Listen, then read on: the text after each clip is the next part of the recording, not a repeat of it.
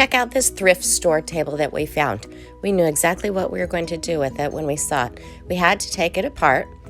We sanded down the top and the base.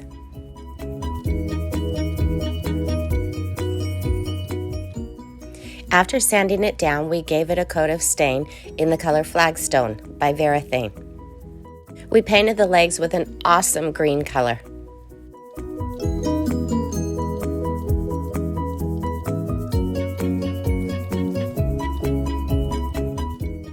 After the green paint dried, we gave it a coat of white glaze all over the paint, and we wiped it back with a lint-free towel.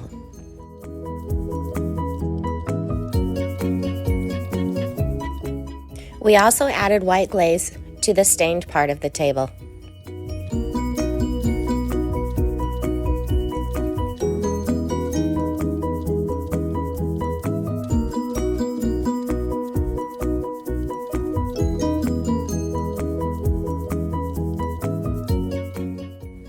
After the glaze dried, we gave it a couple coats of polyurethane and then put the table back together.